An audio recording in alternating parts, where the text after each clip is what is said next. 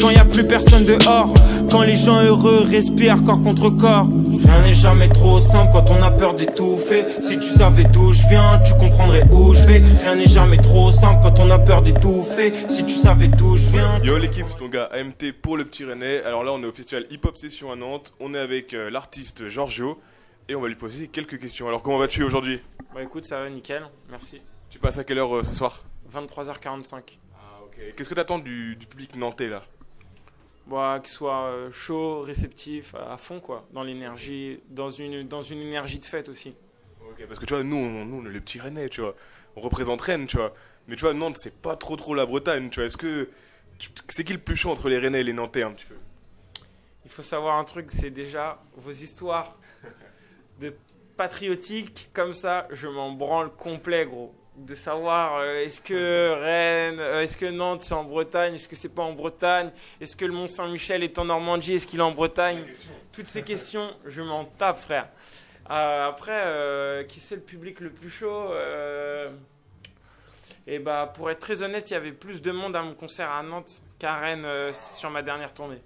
Moi j'y étais par contre, du coup, je me rappelle en plus, on a eu l'occasion de se voir avec mon pote Scott qui coupait un petit peu les cheveux, tu vois.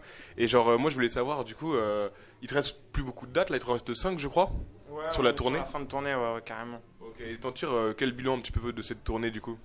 Bon écoute, j'ai l'impression que notre concert est encore meilleur, qu'on a vraiment progressé sur scène, que là on commence à être vraiment très très sérieux sur scène et du coup je prends beaucoup plus de liberté, beaucoup plus de plaisir à être sur scène. Donc c'était vraiment une bête de tournée hyper bénéfique, que ce soit humainement ou musicalement. Et puis après c'est toujours un putain de plaisir de retrouver les personnes qui t'écoutent, d'échanger sur les morceaux, de prendre du temps comme ça. Donc après c'est toujours très très riche émotionnellement.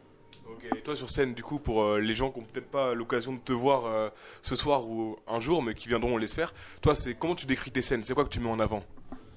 Moi ce que je mets en avant c'est l'énergie et le fait d'avoir un concert construit avec des moments calmes bien précis, des moments de gros bordel où vraiment l'énergie gagne, de faire parler les corps, les flows, la voix, la musique avec une batterie, ouais là il y a son kakimbak aussi. Et qui est vraiment une énergie de groupe sur scène. Ok, c'est quoi les sons là qui reviennent le plus, qui marchent le plus en ce moment? En tournée, bah, c'est Hera toujours, Dans mon élément, Barbara aussi c'est un gros bull, J'en sais rien, Appel à la révolte. Ça c'est un peu les morceaux qui cartonnent le plus en live quoi. D'accord. Et tu vas te remettre un petit peu sur la construction que j'avais pu voir à Rennes, tu sais, quand tu étais un petit peu surélevé par rapport à tes musiciens, tu vas refaire ça? Bah, ça dépend, il y a des moments où en fait les deux sont sur des pratos, il y a un moment où je monte en haut, après c'est eux qui sont au-dessus de moi, donc franchement ça change tout le temps ça. Ok. Et est-ce que pour toi c'est important du coup de mettre en valeur tes textes du coup sur scène? Ouais bien sûr, parce que je pense que ma musique elle est avant tout écoutée pour ses textes en grande partie, et c'est sûr que sans les textes, sans ce que je raconte, ma musique elle a moins d'intérêt.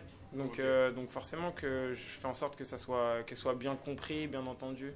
Ok. Et du coup, sans spoiler les gens, c'est vrai qu'il t'arrive souvent de faire un morceau a cappella sur scène, juste avec une guitare. Est-ce que tu peux nous rappeler c'est quel morceau et qu'est-ce que tu veux mettre en avant du coup?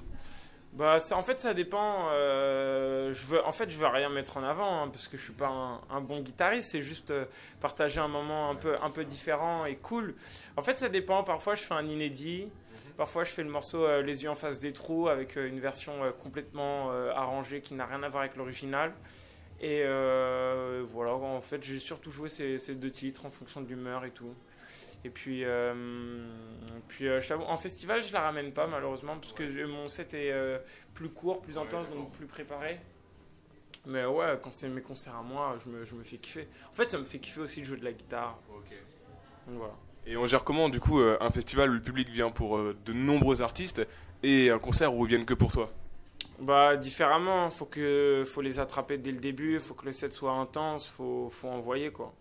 Parce que moi ce que j'avais trouvé sur tes concerts, tu vois, c'est que vraiment un public lambda qui ne connaît pas forcément tes sons, il peut très rapidement rentrer dans ton concert, tu vois. C'est quelque chose que tu travailles ou alors c'est naturel pour toi?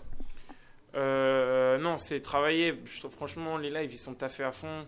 on bosse avec même des personnes extérieures qui nous aident à bien construire le show. C'est super ça. C'est ouais. Ah, franchement, c'est même après, tu vois, genre là, l'intro du concert, quand on a commencé la tournée, c'était pas la même, c'était un autre morceau qu'on avait choisi. On s'est rendu compte que ça marchait moins bien.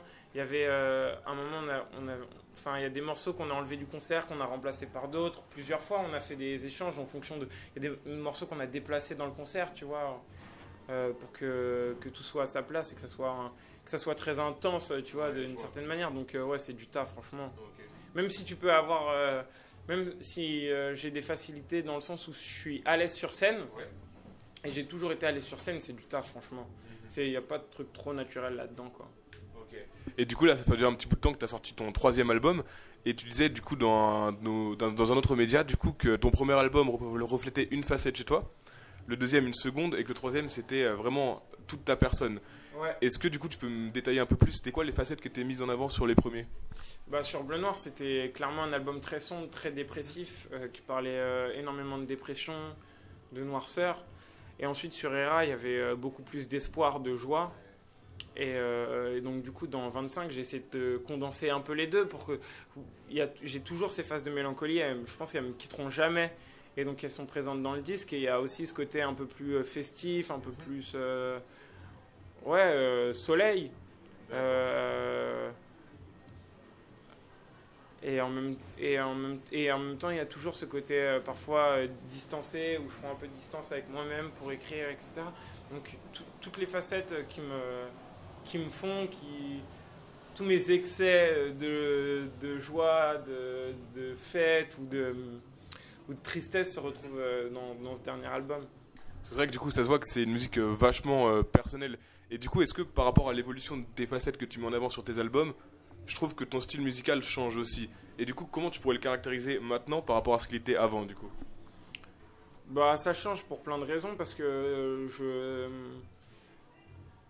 contrôle de mieux en mieux mes influences musicales pour après les retravailler et en faire ce que j'ai envie d'en faire. En même temps, je m'affirme plus sur ce que j'ai envie de proposer comme musique. Et puis du coup, je peux faire une musique du coup assez riche, et donc forcément que ça change. Et puis le rap évolue aussi avec le temps, donc forcément je vais pas rapper comme en 2013, en 2019, quoi. J'ai une dernière question que je pose un peu à tous les artistes. Là, je vais te reprendre une célèbre phrase qui nous a tous fait danser cet été. Du coup, et tu vas me répondre et tu vas me dire ce que tu en penses. Donc, est-ce que c'est trop bon la vie d'artiste? Et si oui, pourquoi? Sinon, pourquoi? C'est trop bon, gros, parce que je peux vivre de ma passion et de ce que j'aime le plus.